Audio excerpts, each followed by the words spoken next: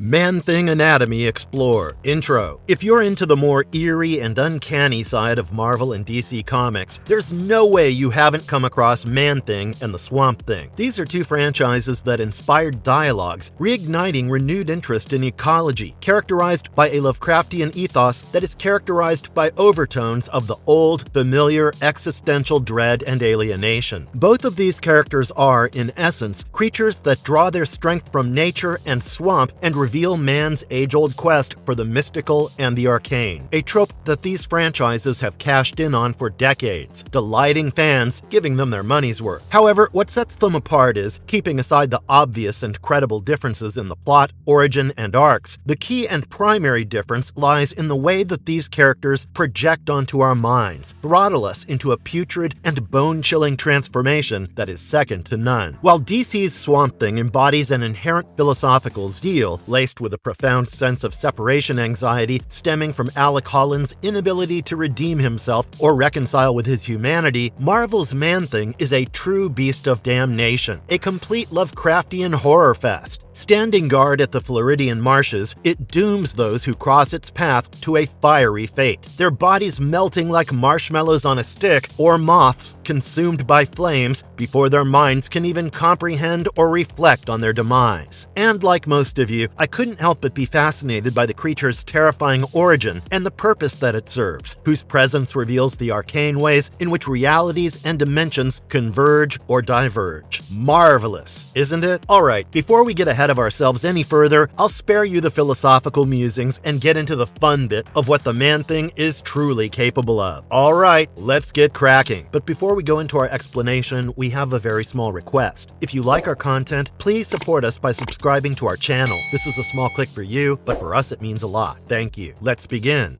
Who is Theodore Salas? What was his life like before becoming Man-Thing? Theodore Salas, or Ted Salas, was a professor of biochemistry from the Empire State University before he was recruited into the US Army for a highly classified project called Project Sulfur, which was Ted's brainchild. However, we later come to know that it was associated with the infamous paramilitary organization Hydra as one of many projects that they have come to be a part of through decades to develop bioweapons and technologies to recalibrate the world for reckoning. We don't know much about the project, except that there was a high predominance of subjects from marginalized ethnic groups, immigrants, and prisoners, declared enemies of the state, and thus excommunicado by the state. The project was proposed for the development of soldiers that will not succumb and go about their rampage, even in the wake of a citywide plague or an epidemic, or tried unfazed by the explosion of any and every sort of biochemical toxin in the air. As it happens, Salas eventually has a breakthrough, as he synthesized the SO2 serum that grants immunity to every known toxic biochemical compound that, in all probabilities, may prove to be fatal, or if not fatal, will surely incur or manifest in a pathology. However, this compound does away with such threats. However, it soon became unsuitable for use upon the discovery of a previously overlooked side effect that can turn the test subjects, or any recipient, into monsters. Ted's motive has always been to create a super soldier in the image of Captain America, who should ideally surpass the feats and heroics of the Star-Spangled Man himself, which was why he would often refer to his preconceived creation as Captain America 2.0. After Kurt Connors lost his arm in battle, he was visited by Ted, and the two soon took to discussing a nano-scaffolding. That's when Ted had his moment of epiphany, and he sought to create a super soldier who would be unmatched in abilities, far exceeding those of some of the strongest Avengers. Although Ted had very little success in persuading Kurt to join them once he was recuperated and in good health, as they would return stateside regardless, Ted would still aid him in his research for cell generation, which eventually led Connors to use the lizard DNA. Salas would then fall in love with one of his students, Ellen Brandt, and the two soon eloped after a brief stint of indulging in a fiery passion. The pair visited a fortune teller named Madame Swabada, who prophesied a heralding catastrophe that would befall the two, a change that would exact a hefty toll on Salas, turning his life upside down. Boy, wasn't she right.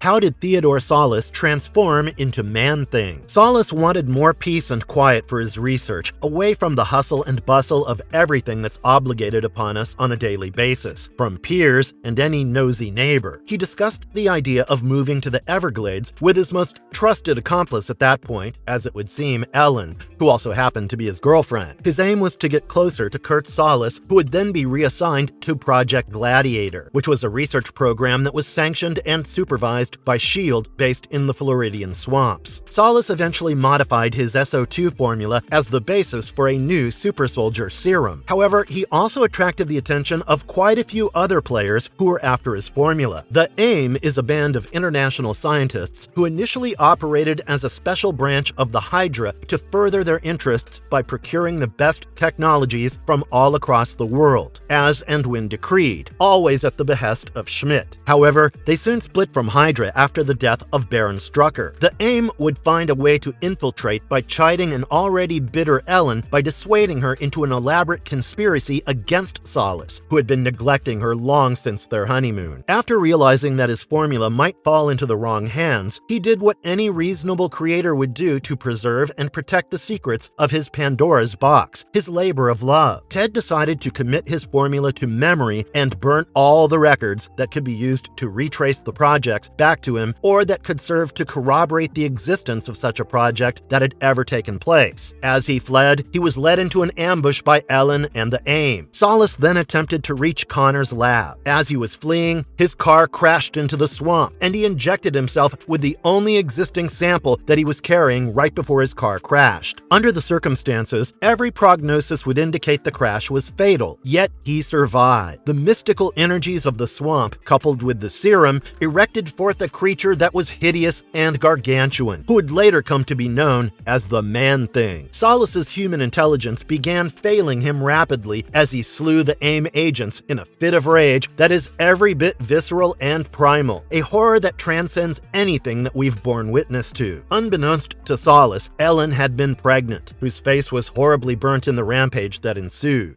What are some of Man-Thing's early adventures? After his transformation, Solace, now Man-Thing, returned to his former laboratory after he crossed paths with Wilma Calvin, the senior advising scientist in Project Gladiator and its creator. The locals, petrified at the sight, were under the impression that the occurrences were but a consequence of terrible witchcraft, so they captured one of the project members, Barbara Morse, in a state of dismal confusion and fear. However, we come to know that the locals have been secretly influenced by the AIM, who's been spouting tales of foul play and witchcraft. They've corrupted their minds and rendered them defenseless and impressionable, as they no longer acted of their own volition, but to fuel the chaos that was stirred by the AIM, who are after the formula. As the locals would gather in arms to threaten the project members, Man-Thing would storm onto the scene and slew them in a horrendous showdown. He would then withdraw to the swamp, where he now truly belonged. Shortly after, Wilma would appear, who would recognize Ted somewhere underneath the monstrosity that has now engulfed him, but she would be shot and go into a coma. After wandering through the swamp, the Man-Thing stumbles upon the writer's mansion, and the two are separated as Solace appears for the first time in the entirety of his being. He would then be looked after by the family that lived there. However, it would be later revealed that it was all but an illusion conjured by the writer, who was using Solace to conclude the book that he had so longed to finish, to bring the characters to life. Solace's transformation was still an event that was largely unknown to the vast majority of the world, who were completely oblivious to the transformation into the Man-Thing. Most of his peers and colleagues were convinced that Solace had just gone missing, and so two of his former colleagues, Barbara Morse and Paul Allen, organized a search party to locate and track down their missing colleague. And so they brought in Khazar. The protector of the Savage Land is responsible for the task. At the same time, AIM made its return once again to try to obtain Solace's formula.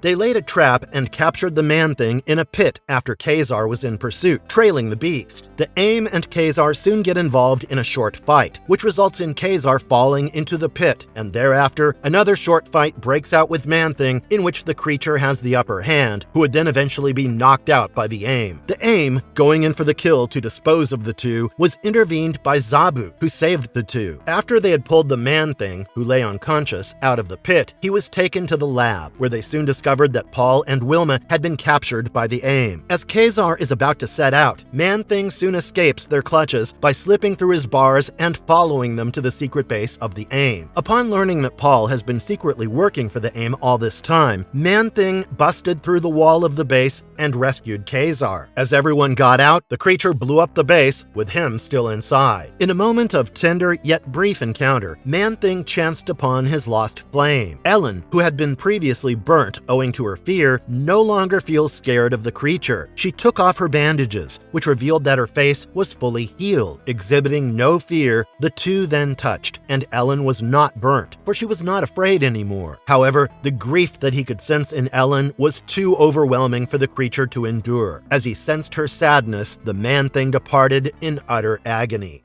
What is the Nexus of All Realities, and how does Man-Thing guard it? The Nexus of All Realities is an enigmatic extra-dimensional point that serves as a cusp, a seat of intervening convergence of multiversal forces, a hub of immense energies proliferating from all the parallel realities and universes connecting within the multiverse. It's an important element in the Marvel Universe's cosmology, acting as a bridge between different dimensions and realities and parallel timelines all at once. The Nexus of All Realities could be located in the Everglades, in the swamps of Florida, where now Man-Thing resides and stands guard and wards off potential dangers and threats to the swamps that harbor the Nexus of All Realities. Lest the Man-Thing rises up to the task and foresees alarming interventions, the entire multiverse will fall into a state of disarray. Due to the arcane forces that the place channeled, Solace could survive the crash and was transformed into a terrifying monster. Man-Thing found himself in a strange world below a floating castle where he was rescued by Jennifer Kale, who was, in turn, being followed by the savage Korek from behind. As Korek began closing in on them and launched an attack, he would be transported to the dimension of the Earth through a jar of peanut butter, which is where he would resume his attack on Jennifer. As Jennifer was cornered, Joshua and Andy burst into the room to join forces with her, surrounding Korek, who began feeling outnumbered and fled into the swamp. However, it turned out that it was all but a dream that Jennifer was having. The Kales would soon be visited by Dakim the Enchanter, who came all the way to warn them of the impending doom and told them of the disruption in the Nexus of All Realities that has taken course due to the construction being done in the swamp, which is why he must train Jennifer in his mystical knowledge and professes that the dream world is just a different place and people are often teleported there. Meanwhile, in the swamp, Korek meets the Man-Thing. He dislodged his fury on the creature and summoned all his might to crush the monstrous foe,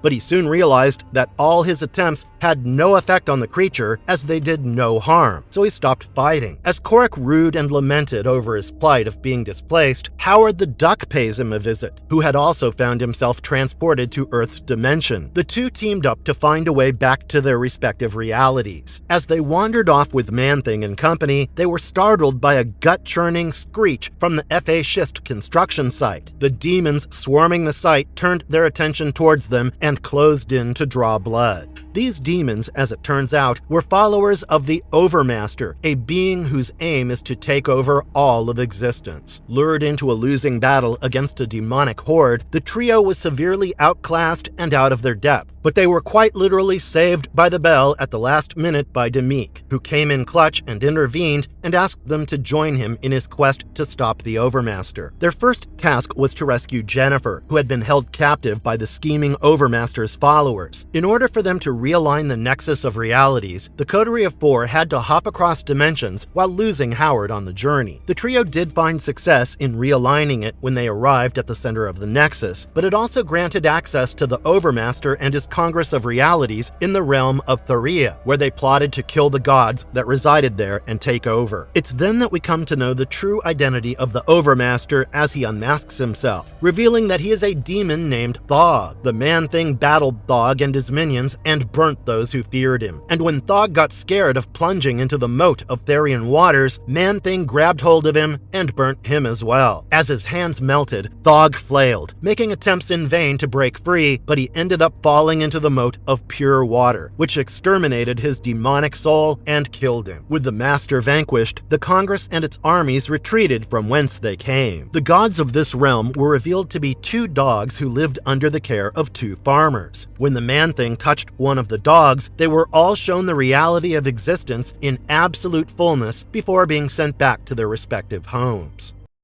How has Man-Thing interacted with the superhero community? His maiden encounter with the super-abled or super-powered can be traced to the awakening of Wundar, an alien who was sent to Earth to escape his world that had succumbed to the jaws of death as a mere infant to fend for himself with no one to care for and nurture him to live a life of dignity and strength. Before he was discovered, some time had passed, and he grew into adulthood successfully without any formal education whatsoever. One day, Wundar wandered off into the swampy Everglades of Florida, where he stumbled upon the Man-Thing and fought off until Man-Thing left, rejecting his plea and desire for the creature to take him under his wings and nurture him as his mother. Man-Thing also happens to be one of the many heroes who is involved in defending the Earth from the hordes of evil sprawling forth from the dark dimension when Dormammu attempted to invade the Earth and ratify his supremacy by enforcing his reign of darkness. The Man-Thing also teamed up with the Thing to take down the son of the Molecule Man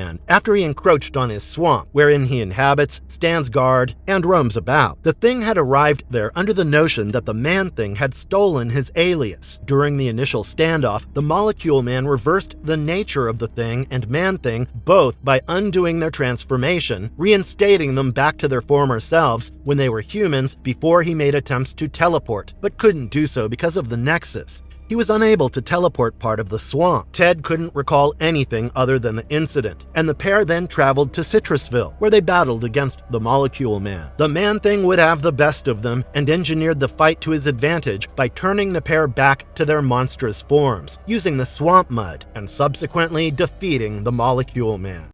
What role did Man-Thing play in Thunderbolts and other teams? The Man-Thing was sliced in half by Ares, who was part of the Dark Avengers, and then bagged and tagged. Ever since then, he was seen among Monster Metropolis's legion of monsters giving the Moloids protection, who were secretly removing away and collecting the Punisher's body parts after he was dismembered and beheaded on the orders of Norman Osborn by Logan's son Daken, aka the Dark Wolverine, whose reputation for notoriety far exceeded that of some of the most dubious antagonists in the Marvel Universe. After Norman Osborn was deposed during the events of the Siege, Man-Thing was moved to the Raft. There, Hank Pym studied it and created a device that could exploit and channel the synergy between the Man-Thing and the Nexus of All Realities that would enable the Thunderbolts to teleport to anywhere across the world at any given point in time and space. When Santana was recruited to the team, she recognized Man-Thing as a cosmic entity, one of the most powerful and ancient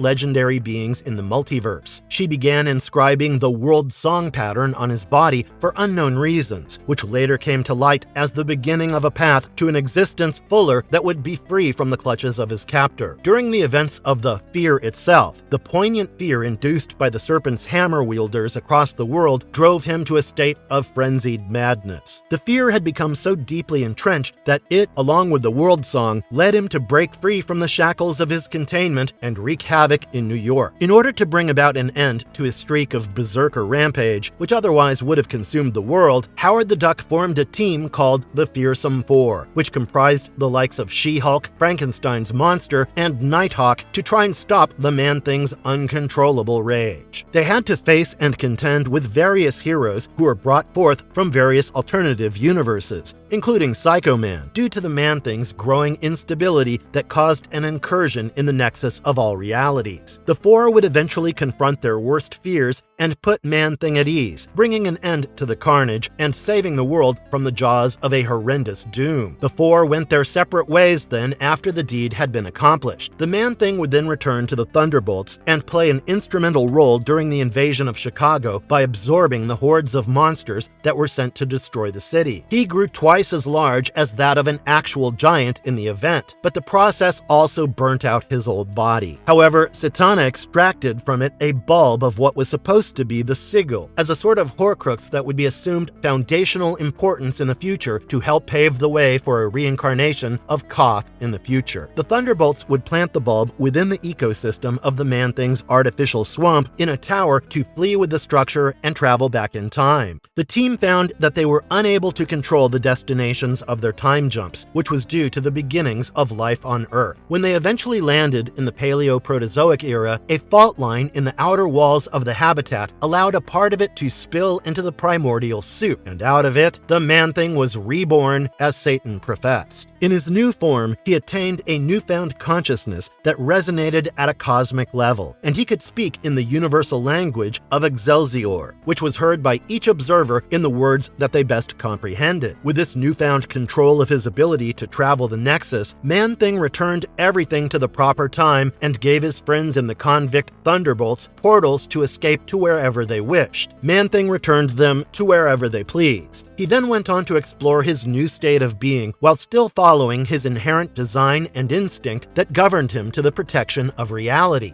When Red She-Hulk came to his swamp to fulfill the predictions of the Terranometer, Man-Thing helped her by shifting to where she needed to be in time and space. Man-Thing also later became one of the heroes who was abducted and lost control of his mind to Mojo to act as Avengers of the Supernatural for a new reality show. By this point, he had visibly reverted to his earlier state when he was non-verbal. He would appear to be living peacefully in the monster metropolis while cohabiting his swamp simultaneously at Citrusville. When Mystique visited the swamp, aided by Portal to access the Nexus, she was confronted by the Man-Thing, who is shown to be back to his usual candor, in his usual functioning state, relying on his reactive instinct, bereft of rational judgment and reason.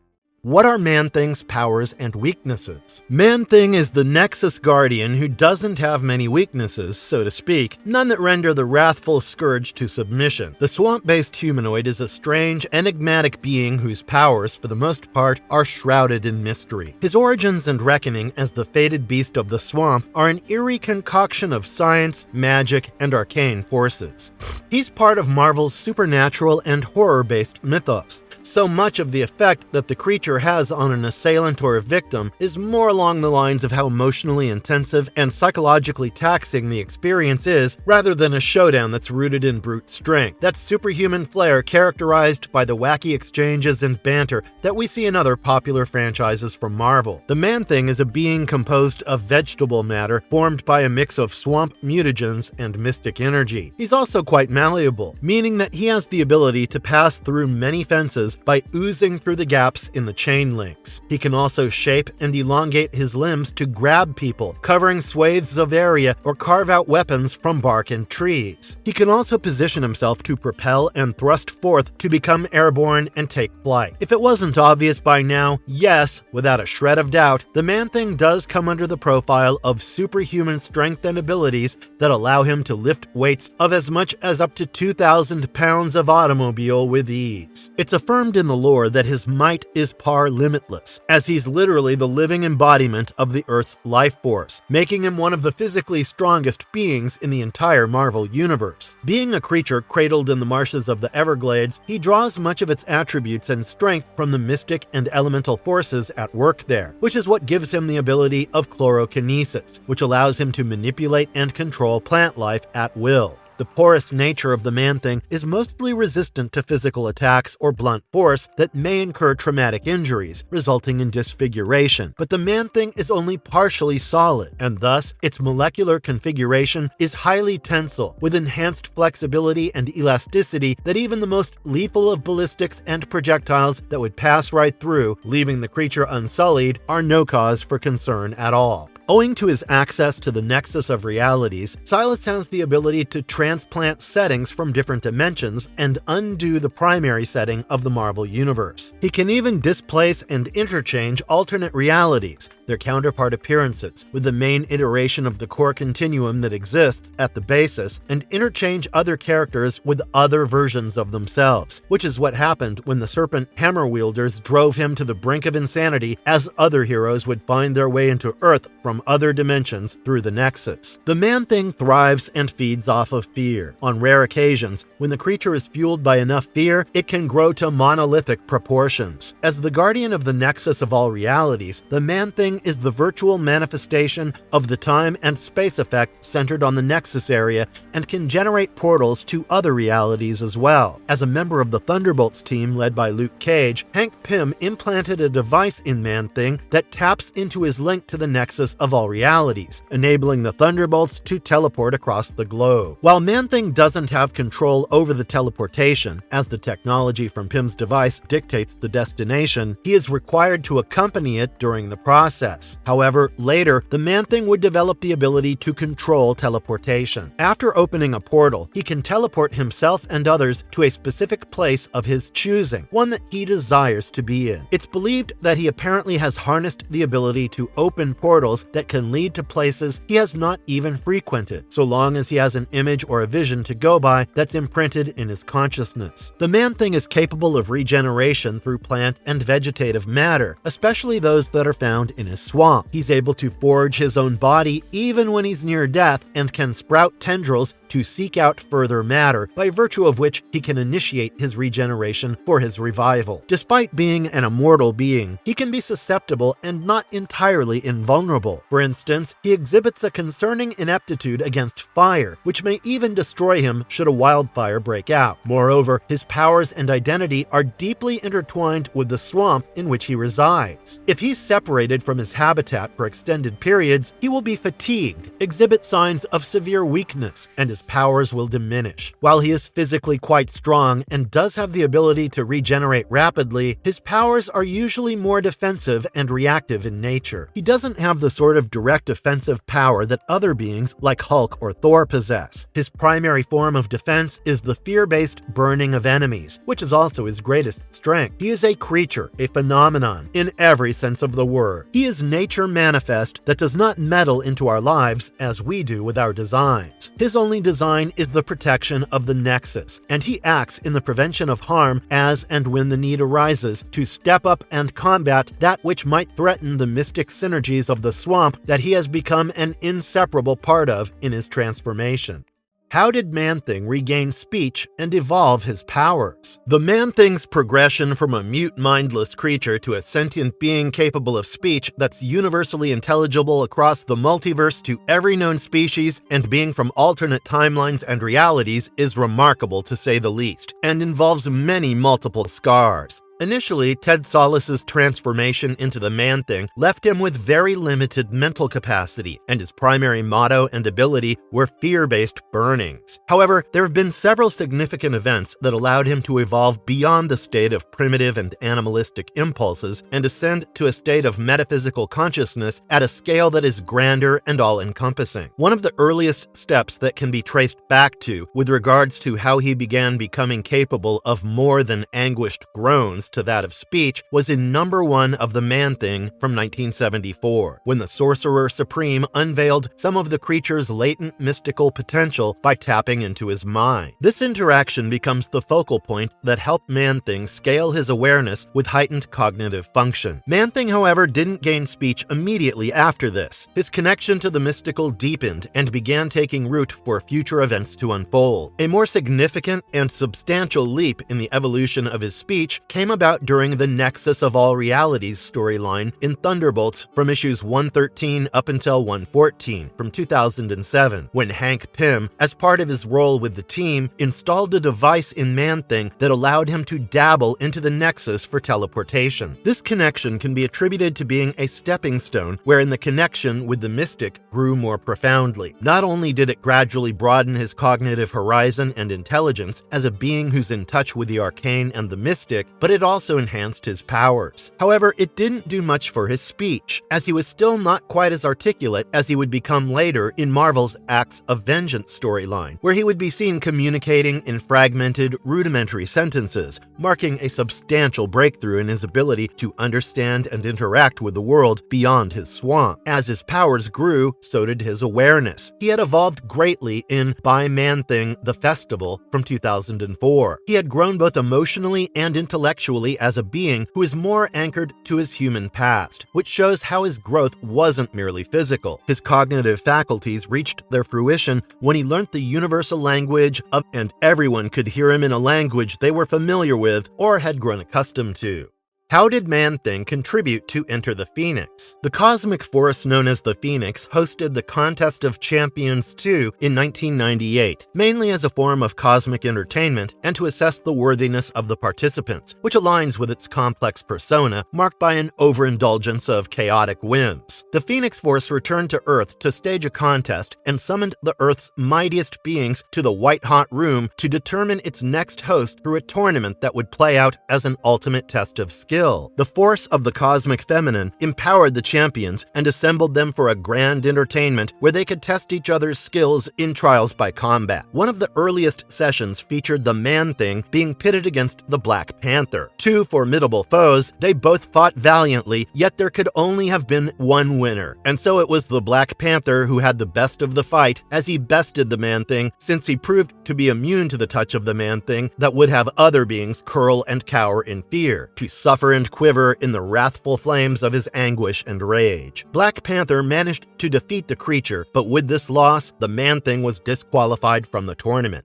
What is Man-Thing's empathetic and acidic secretion ability? What's often swept under the rug is the Man-Thing's fearsome ability to secrete gushing springs of acid and his empathetic abilities, which we've come to learn in some detail from all his perilous quests and encounters through his connection with the swamp and the Nexus. His ability to secrete acid is yet another distinctive hallmark that he boasts as part of his elaborate repertoire and arsenal of abilities that he derives from the mystic forces of the multiverse. These powers, although mostly used as a defense mechanism, hint at the dubious yet complex caricature of feats that show the Man-Thing is no ordinary monster and what he is capable of. Now, we all know that as the Man-Thing, Ted's brain is no longer centrally located, as is the case with humans. The mutated analogs of his brain cells are skewed and distributed unevenly in a pattern contrary to what we normally find in humans. His brain cells are now scattered throughout the entire volume of his head and torso, thereby rendering it incapable and inept. No longer receptive to reason or intellect, thought or memory, he has fallen prey to a force so primal, an instinct unfettered and uninhibited of the most primal kind that there is.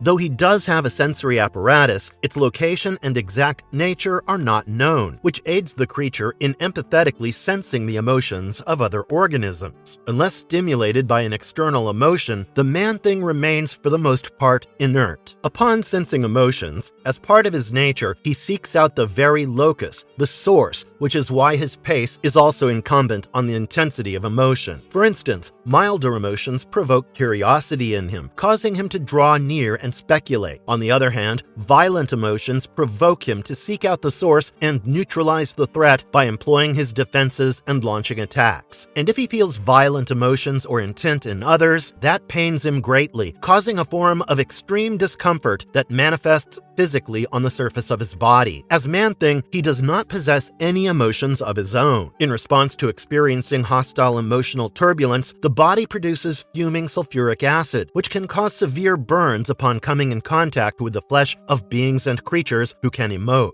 As the being ceases to emanate emotion, the Man-Thing's body stops the production of acid and secretes a mild, foamy kind of mucus that tends to neutralize the acid. The Man-Thing will only attack a being that emotionally provokes him. This ability extends to parts of his own body that are no longer attached to him, as he was able to connect with parts or portions of himself that had been consumed by humans who were apprehensive and afraid of him, thus causing those parts that were consumed to secrete acid and burn through the bodies of the assailants or those who pose a threat from the inside out.